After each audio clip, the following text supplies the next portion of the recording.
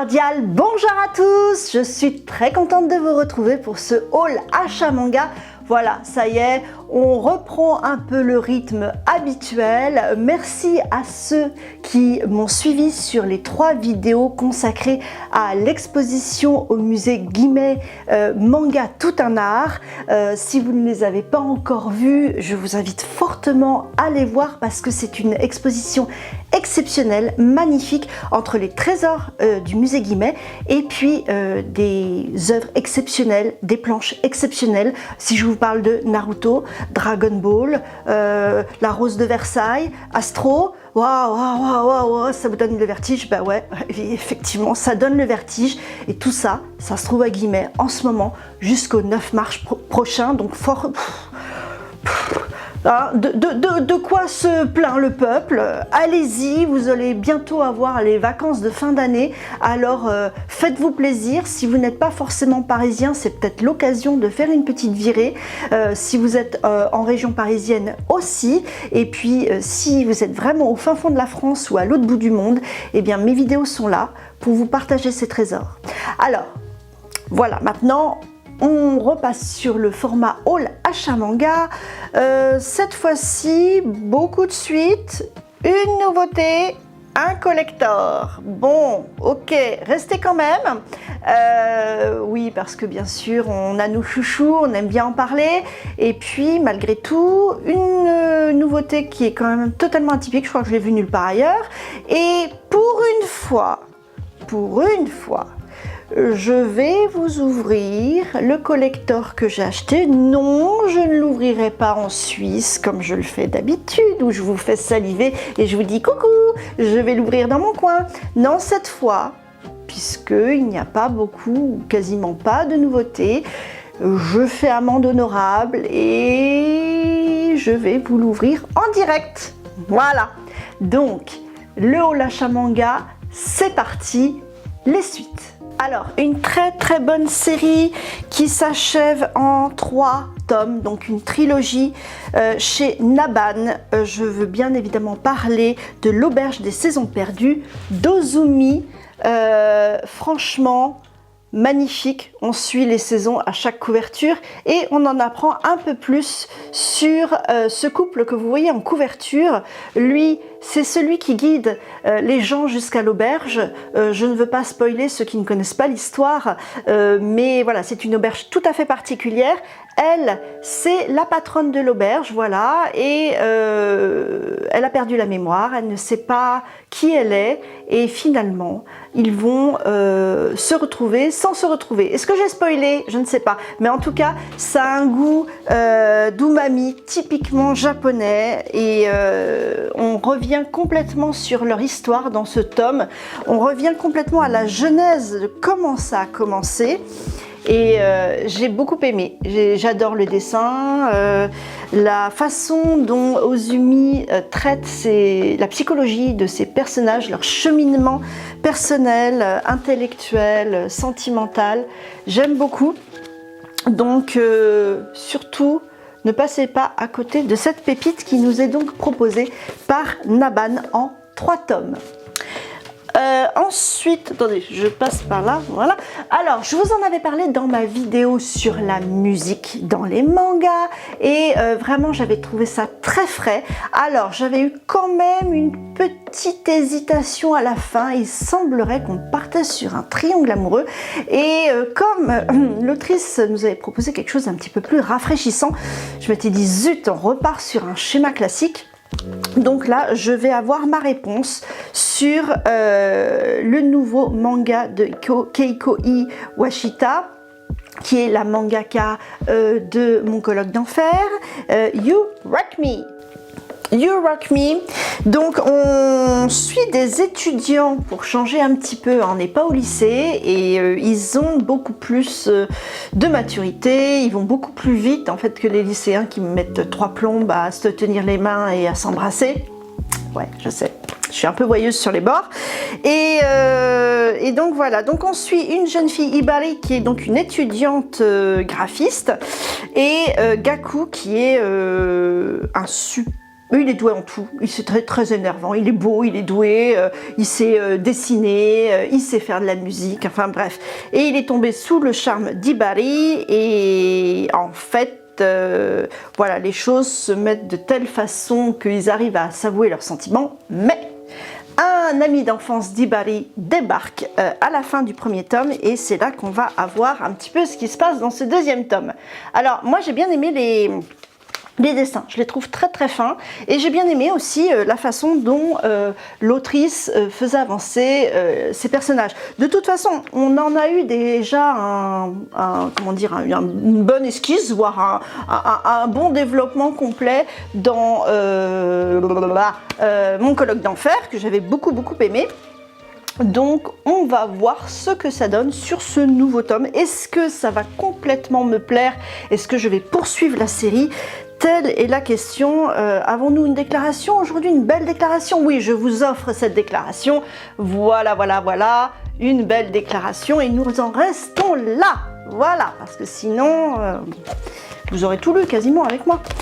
Je me tourne toujours dans le mauvais sens. Bref, toujours cette vidéo sur la musique dans mes mangas. Elle avait été décidément très inspirante, cette vidéo. Rhapsody in Red, numéro 3. Voilà, toujours des couvertures assez sympathiques. Et là, on parle d'un nouveau personnage, une jeune femme, qui sera à nouveau une concurrente de Torao, notre jeune homme torturé, un vrai génie de la musique, qui travaille ses gammes jusqu'à saigner, d'où cette Rhapsody in Red. Et oui, c'est direct, c'est... Voilà. Alors, on avait rencontré ce personnage dans le deuxième tome, qui était un petit peu pareil, un concertiste, un peu prof, un peu qui le titillait pas mal, il se boostait pas mal. Et donc là, ça va être le tour de cette jeune femme. Comment s'appelle-t-elle? A-t-on un nom? Ouais, bon, je suis pas trop renseignée, mais enfin, toujours est-il que j'aime toujours le dessin, que la façon dont la musique est transcrite était assez intéressante. Voilà, par exemple, un exemple ici, j'ai trouvé que c'était assez intéressant. C'est là où votre avis avait été, comment dire, interpellant.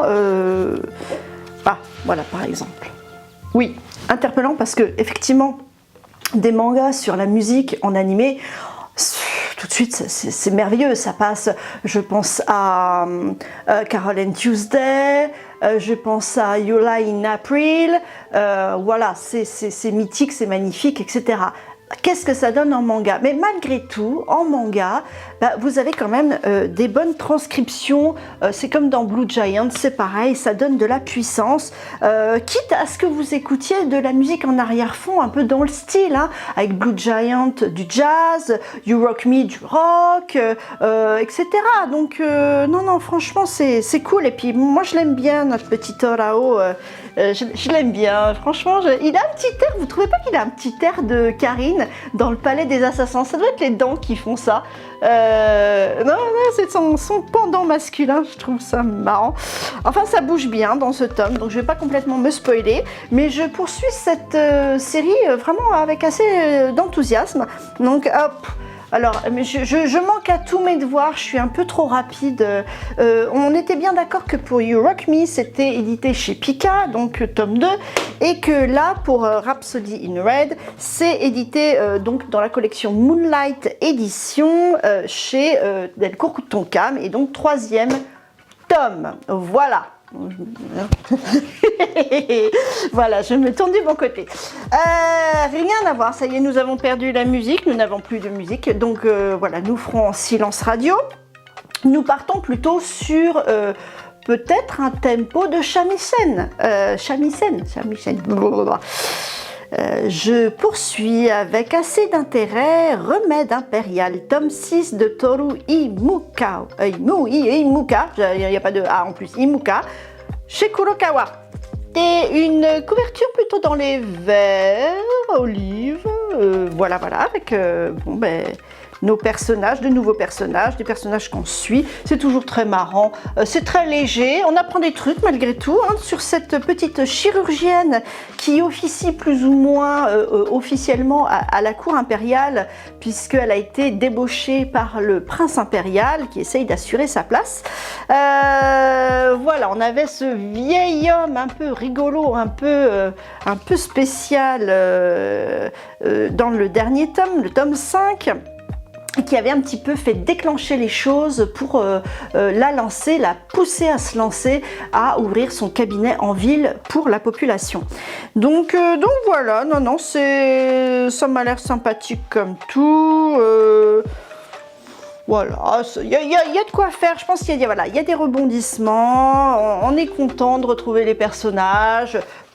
C'est peut-être pas le manga de l'année, mais on passe un bon moment, c'est divertissant, c'est tout ce qu'on leur demande au manga. Oui, on leur demande de nous faire rêver, de nous impacter, de rester dans la durée dans nos mémoires, mais si déjà ils nous divertissent, c'est déjà pas mal du tout.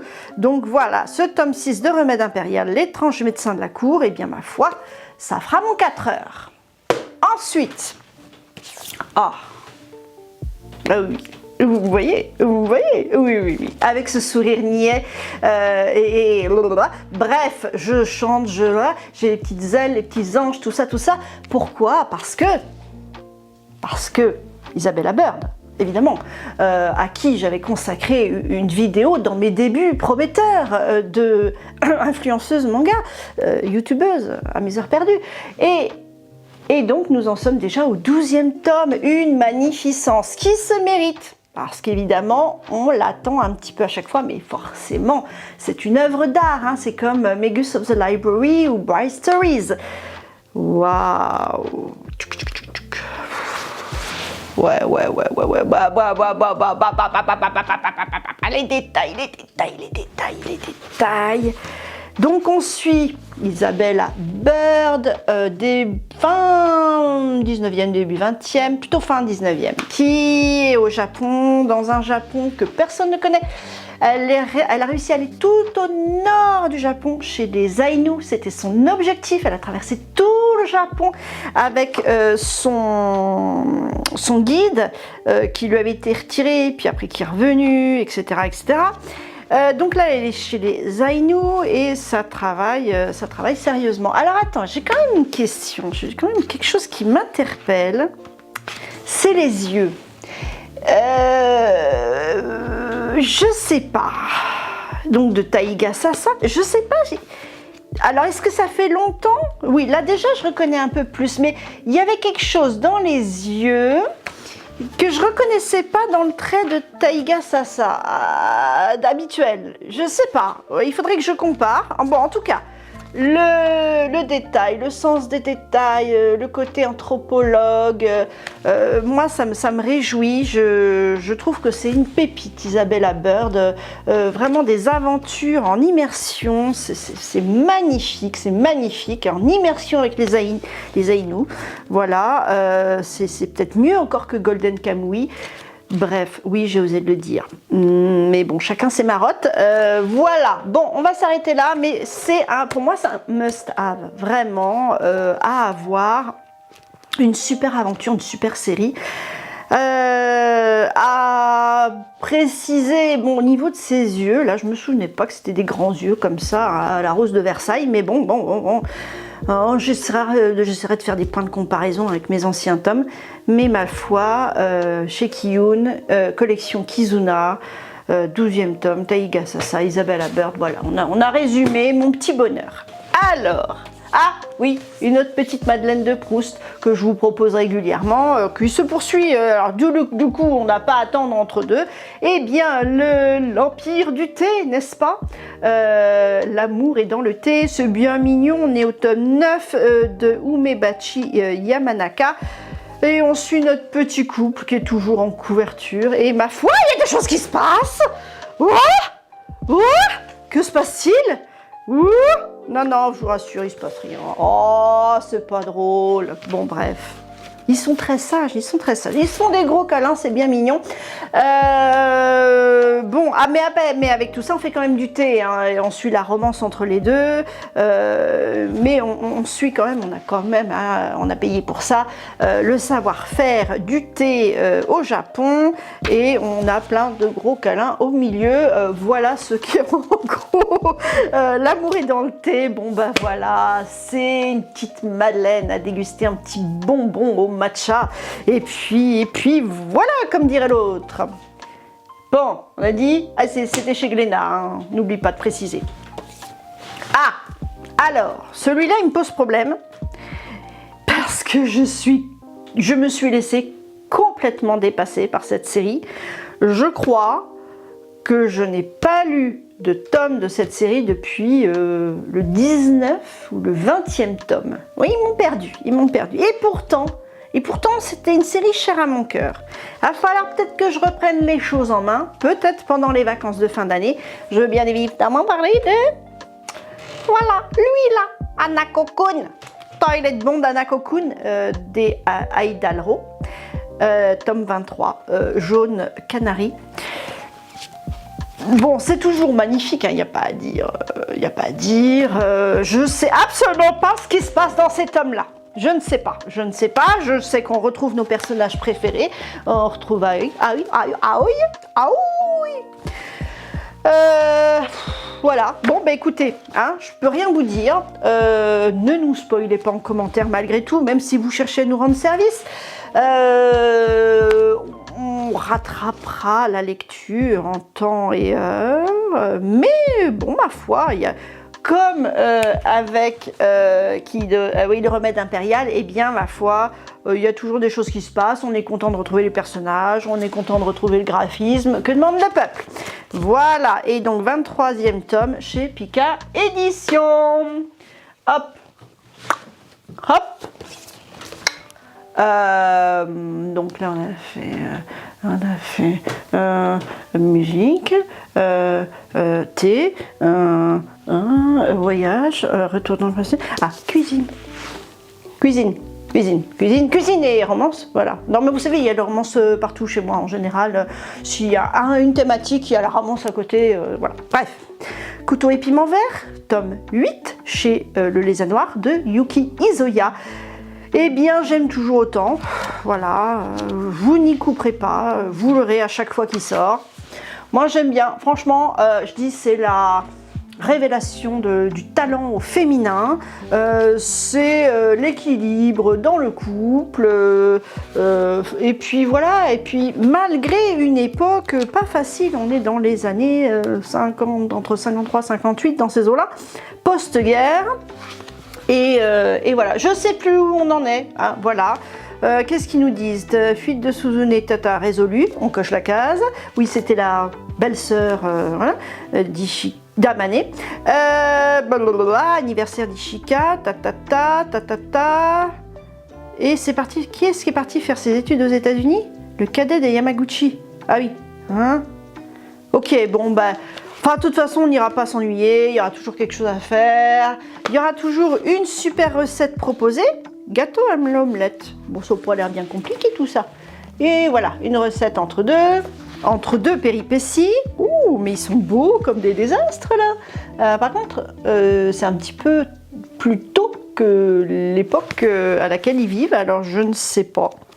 C'est peut-être juste un petit kiff de l'autrice. Oh, ils sont bien mignons là. Bon, et ben à voir, mais en tout cas, miam miam. Voilà. Boum, voilà, on salive entre deux pages. Bref, une très bonne petite série qui se laisse tout à fait lire. Voilà, c'est des péripéties d'héritage, amour, et stupeur et tremblement au pays du soleil levant. Moi, je fais des rimes. J'aime, je valide et je vous la conseille. Ensuite, ah ben tiens, on parlait de notre amie pianiste aux mains de sang. Et ben donc je vous représente le pendant féminin, Karine du Palais des Assassins chez Kiyun, tome 7 de Tabasa Iori. Bon voilà, déjà ça c'est rock'n'roll pour commencer. C'est rock'n'roll. voilà. Et j'aime beaucoup son trait, et j'aime beaucoup les personnages, et ma foi, bon, bien sûr, hein, des histoires, là on est dans un nid de serpent, on essaie de sauver le jeune empereur, enfin surtout Karine, et puis il lui arrive plein de choses. Elle se trouve des alliés, semblerait-il, et ma foi, elle fait toujours la babysitter, à ce qu'il semblerait. Voilà, qui n'a pas l'air de tout repos, mais en tout cas, ça swing dans l'empire chinois, là ou japonais, je sais pas, là où elle est, chinois semblerait-il. Bref, c'est asiatique, c'est quand même bien sympathique. Et oh, elle m'a l'air bien déterminée ici. Bref, il vaut mieux l'avoir comme amie que ennemie. Et d'ailleurs, c'est ce qu'elle veut, des amis. Enfin bref, voilà, je parle pour ne rien dire, j'adore parler pour ne rien dire. Vous aimez quand je parle pour ne rien dire. Et je vous recommande une fois de plus ce seinen du Palais des Assassins chez Ki-un, tome 7. Oh, mais c'est que ça descend assez vite. Oh, je ne cherche même plus à m'excuser. Non, même plus. Ça y est, je suis pigeon, c'est fini. Qu'est-ce qu'il y a là maintenant? Pigeon, des pigeons. Bref, de toute façon, je suis pigeon parce que je reste dans cette vibe de romance, de cour impériale. Nous restons avec la servante de l'empereur. Une jeune femme déterminée, qui a toutes les qualités et qui, elle aussi, veille sur un petit empereur en devenir. Et puis, bien sûr, il y a plein de beaux gosses qui ont, voilà, des désirata, des dessins qui sont pas forcément faciles à gérer. Et donc elle est au milieu de tout ça, la pauvre, hein, elle n'a rien demandé, mais bon, pour avoir la paix, pour être indépendante de Papounet, eh bien elle reste à la cour impériale, et puis surtout elle s'est attachée un petit peu au régent, hein, qui est pas dégueu. Il est pas dégueu. Non, il est pas dégueu. Et au petit garçon, petit empereur, tout mignon. Voilà, tout ça c'est très mignon aussi. Voilà. Bref, une petite valeur sur une petite, pareil, une petite douceur, mais l'air de rien, quand même tout à fait soigné. Alors, je vous le rappelle, hein, c'est une œuvre originale de Ishiha Iraji, oh mon dieu, c'est poussif. Ayashuoto, hein, je recommande ma première vidéo, n'est-ce pas? Ah, comment s'appelle-t-elle? Ça y est, c'est parce que c'est la première, ça remonte à 5 ans. Happy birthday to me. Oui, The Demon Prince et Momochi, je vais y arriver, non mais c'est Alzheimer. Et le dessin magnifique et somptueux et gracieux de Haruki Yoshimura, hein, toujours chez Ki-un, un shoujo, tome 4, donc la servante de l'empereur, dans les tons jaunes. Je sais pas ce qu'il y a en ce moment avec les tons jaunes, ça doit être le manque de soleil. Il nous met un petit peu de jaune pour faire de la luminothérapie. Ah! Et pour finir,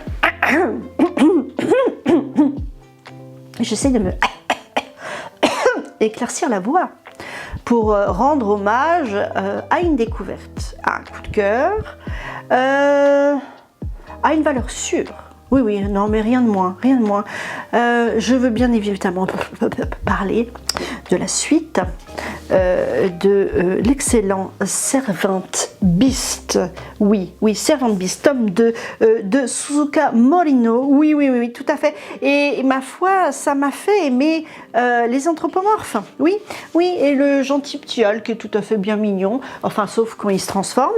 Et puis voilà, et puis la sorcière des eaux, et puis tous ceux qui croisent leur chemin.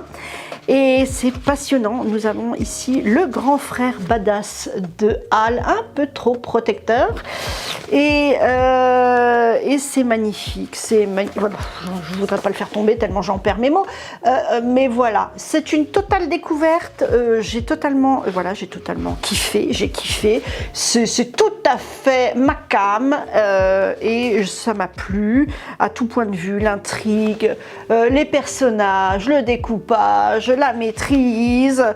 Oh mon dieu. Je vais arrêter de me spoiler et vous avec. Hein. Voilà. Bon, bref. Alors, nous arrivons à la fin, non pas de cette vidéo, mais de cette review sur les suites. Nous allons donc passer à la nouveauté que j'ai trouvée. Bon, alors, pour m'excuser d'en avoir qu'une à vous proposer, bah ouais, ça s'est trouvé comme ça. Quand j'ai fait le... Voilà, quand j'ai sorti ma pile à lire pour le haul achat manga, j'ai trié mes suites, mes nouveautés, mon collector, et ah non, j'ai qu'une nouveauté en fait. Je pensais pas, mais si. Bon, ben voilà, c'est comme ça, il y a des fois, on est plus ou moins inspiré. De toute façon, je deviens de plus en plus tatillonne, frileuse, que dire, je fais des choix drastiques, aussi pour mon porte-monnaie. Et puis voilà, parce que l'air de rien, ça fait beaucoup de séries à suivre. Et puis si on retrouve des nouveautés à chaque fois, est-ce que ça vaut le coup? Donc par exemple, pour Seven Beasts, j'ai eu aucun doute que ça en valait le coup. Mais voilà, et là, du coup, je vous ai gardé le blister Yokai Giga de Satsuki Sato. Je pense que pas beaucoup d'entre vous l'ont vu. Alors, je vous dis carrément ce qu'il y a derrière, hein, c'est le mieux pour vous le présenter. Déjà, je trouve ça très mignon au niveau... Voilà, des petits personnages en chibi comme ça. Alors, pour vous le dire, c'est vous pensiez connaître les yokai, vous n'avez encore rien vu. Découvrez une collection de récits de yokai. Donc, c'est une collection. Donc, c'est tome 1, ok. C'est au lézard noir et donc découvrez une collection de récits de yokai dessinés avec finesse et dépeints avec charme et ironie. Les yokai manipulent les humains et se font manipuler en retour. Tiens donc, laissez-vous emporter aux côtés de ces yokai imprévisibles dans les fables narrées à travers leurs yeux. La série Kuro vous plongera dans une romance naissante du début de l'ère Showa dans le Japon des années 1930. C'est voilà, ça confirme l'œil que voilà, ça m'a interpellée. Bah oui, Madame Yokai, bien évidemment. Comment pouvais-je passer à côté? Mais il m'a l'air franchement d'être différent. Vous voyez, il a l'air de sortir un peu du lot. Alors déjà, une belle taille. Hein, on est en A5 si je ne me trompe pas. Et nous allons découvrir ensemble. Alors. Bon, déjà coloré sur la première page. Et, ah oui, coloré aussi ici. Bon, voilà, on a l'air d'être dans la modernité, hein, de nos jours. Ah oui. Bon, bah écoutez, sachez qu'il y a des yokai qui se baladent à Tokyo, par exemple, sans pression. Oh, c'est beau, le tengu. Bah bien sûr, tout le monde connaît le tengu, hein. Voilà, le corbeau. Il y en a qui sont assez marrants, hein. Vous avez vu ce tas là, sacré nez, ouais, sacré nez. Oh, puis il y en a des petits coquins aussi, hein, les petits coquins. Puis il y en a qui sont tout mignons. Voilà, et je pense que c'est des séries de petites histoires comme ça qui se passent et des interactions avec des humains. Tu les vois, a priori. Hop. Oh là là là là. Yeah, ça peut faire un petit peu peur. Oh là. Oh là. Bon, sachez que ça peut faire un peu peur. Voilà, vous êtes prévenus. À mon avis, au moins à partir de 13 ans. Je dis ça, je dis rien. Qu'est-ce qu'on a ici? Oi no bakemono. Le panier plein d'outils et de vêtements. Ok, d'accord. Bon, ils ont ces trombines quand même, les yokai, parfois. Ça peut être assez surprenant. Regardez celui-là, il est trop mignon. Hop, c'est toujours le même format de yokai, mais juste avec une autre tête.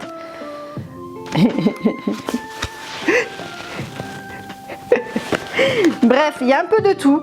Il y a vraiment un peu de tout. Tofu Kozo, voilà. Tout ça, ceux qui commencent à connaître bien les yokai, en fait, d'une série à l'autre, vous retrouvez, vous avez des points de comparaison, des détails qui vous disent ah oui, par exemple, celui-là, c'est le Tofu Kozo, etc. Il y a une série dont je vous parlerai bientôt qui est sur Mangayo. Je suis incapable de vous la dire, c'est Duckling, je sais plus quoi. Je vais le mettre là parce que excellent. Et pour moi, le personnage principal, c'est un Tofu Kozo. Voilà. Je dis ça, je dis rien. Parce qu'il a un truc comme ça. Bon, écoutez, franchement, c'est assez sympathique, c'est assez atypique. Et ça nous raconte plein d'histoires. Donc franchement, moi j'aime bien quand on me raconte des histoires. Et ça veut être de yokai, alors c'est plutôt cool. Moi, je trouve que voilà, le dessin est dynamique, il est agréable, les histoires ont l'air marrantes, les personnages sont marrants aussi la plupart du temps. Donc voilà. Mais ça peut faire peur aussi. Vous voyez? Vous voulez que je vous fasse peur? Je vais vous faire peur. Halloween, c'est fini, mais voilà. Histoire de vous dire qu'il y a de tout. Voilà. Et le yokai, c'est comme les gens. Il y a de tout. Le bon, le moins bon, le mauvais, le très bon. Là, voilà. Vous êtes prêts? 3, 2, 1. Fermez les yeux.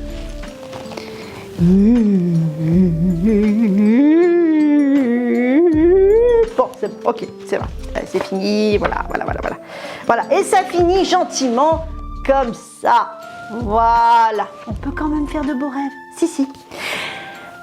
Ok, eh bien c'était mon magnifique et merveilleux, ma nouvelle nouveauté. Voilà, ma nouveauté, pléonasme. Et bien maintenant, je vais vous proposer mon collector pour vous consoler.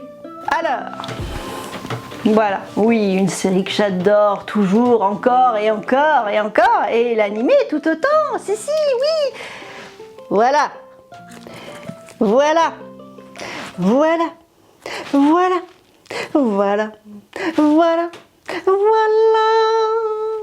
Et oui. Donc Nina du Royaume aux Étoiles, tome 16 de Rikachi, la série, je vais y arriver, la collection Kazoku, chez Robert Laffont. Voilà. Que dire d'autre? Eh bien voilà, je suis en train, voilà, Madame Voilà est en train de dépoiler son collector. Alors, on va quand même un petit peu feuilleter ce tome, oui, parce qu'on ne va pas se priver de cette merveille. Voilà, les deux plus beaux. Non, mon cœur balance, je ne peux pas choisir, c'est impossible, c'est cornélien. Voilà, elle non plus d'ailleurs, hein. Nina aussi, elle a du mal, hein, je la comprends, on pourrait-elle faire autrement. On était resté sur un épisode fort fâcheux, sous tension, et donc je ne veux pas savoir ce qui se passe, j'avance, et nous retrouvons Nina, voilà. Qu'avons-nous d'autre? Bon, en tout cas, voilà. Oui. Alors, il peut y avoir des âmes sensibles. Je vous montre la vraie princesse des étoiles. Au niveau de ses yeux, c'est pas joli à voir. Vous êtes prévenus. Prévenus? 1, 2, 3. Voilà. Ah, les yeux cousus. C'est pas drôle. C'est pas une vie, c'est pour ça qu'elle est acariâtre et amère. Moi, je dis. Hop. Voilà. Bon, bref. Une série, franchement, qui est enlevée, qui est palpitante, qui est pleine de sentiments, d'ardeur, de magie. Oui, parce que avec tout ça, Nina, elle voulait retrouver le peuple des étoiles pour aider à son cher et tendre... le nom est là, c'est la fatigue, c'est la vieillesse, c'est Alzheimer. Pas qu'il déclenche des guerres, hein, qui pète un câble, qui avait l'air de péter un câble la dernière fois, donc voilà. Je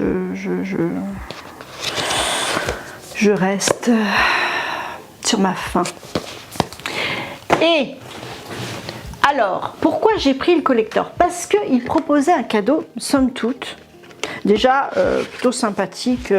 Vous voyez, pour faire un peu l'épaisseur dans le collector, c'est toujours appréciable. Mais aussi ah oui, d'accord. Oui, en fait, non, j'ai rien dit, c'est moi qui dis des bêtises. C'est, si je ne me trompe pas... Oui, non, c'est ça. Oh, je vais y arriver, je suis au taquet, c'est la fin d'année. Un calendrier perpétuel. Voilà, un calendrier perpétuel avec des dessins peut-être uniques. Oui, en tout cas, nous nous en lassons pas. Je suis en train totalement de me spoiler.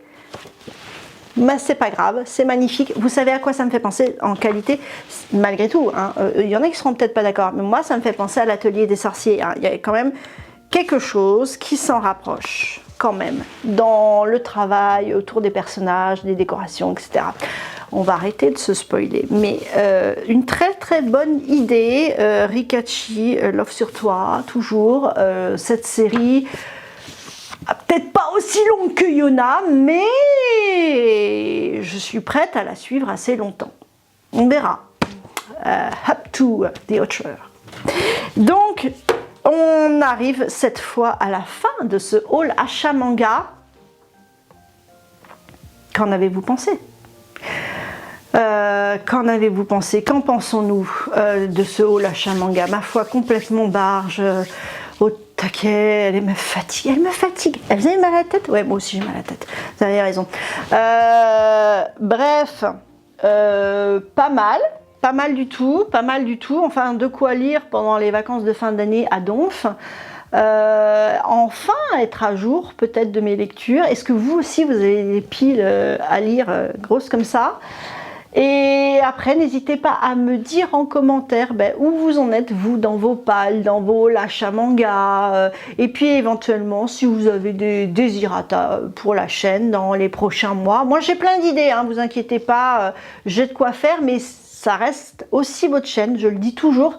Donc n'hésitez pas à partager vos envies avec moi en commentaire. Et moi j'adore répondre à vos commentaires parce que voilà, je trouve ça super cool. Ça fait une petite continuité à la vidéo. Ça fait vivre un petit peu voilà, la chaîne. J'ai renoncé de toute façon à avoir une visibilité sur YouTube parce que je suis complètement en dehors des sentiers battus. Il n'y a pas moyen, hein, je fais pas de mainstream, je parle pas One Piece, Dragon Ball, Naruto, non, sauf quand c'est une exposition manga, voilà, oui. Je vous fais pas une vidéo par semaine, non, j'y arrive pas, j'ai une vie, pardon. Bref, il n'y a rien qui colle avec l'algorithme, il m'aime pas. Bon, c'est pas grave. Si vous êtes là au rendez-vous, c'est l'essentiel. On reste entre soi, entre Happy Few, n'est-ce pas, VIP de ma chaîne. Et si ça vous convient comme ça, eh bien moi, ça me convient comme ça. Je vous propose dans la foulée une autre vidéo pour m'excuser également, décidément je m'excuse beaucoup dans cette vidéo, d'avoir switché avec la vidéo que je souhaitais vous proposer initialement, qui était une énorme vidéo, beaucoup de travail. Et que quand j'ai eu l'idée de cette vidéo, eh bien je ne me suis pas rendu compte de l'ampleur des recherches, de tri, de nombre de catégories, un truc tellement long que vous allez l'écouter en podcast. Mais je pense que ça vaudra le coup et c'est une nouvelle approche sur ma chaîne au niveau thématique. Donc je préfère, comme je le disais en post-commu, vous la proposer en janvier, quand j'aurai pris le temps de travailler pendant les vacances, etc. Vous faire ce qu'il faut, bien tourner tranquille, vous faire un beau montage, etc. aux petits oignons, et que vous soyez content à la fin, et moi aussi, hein, parce que j'aime pas bâcler les choses. Et puis encore, j'ai donc d'autres idées, donc vous inquiétez pas, vous n'allez pas être laissé pour compte, comme dirait l'autre. Une de mes séries que j'adore, malheureusement arrêtée chez Soleil Manga. Une de mes premières vidéos d'ailleurs, si vous voulez regarder juste pour le plaisir. Enfin, voilà. Bon, mais ma foi, sur ce, cordialement vôtre à tous, gros bisous, prenez-vous soin de vous, tout ça. Bye bye!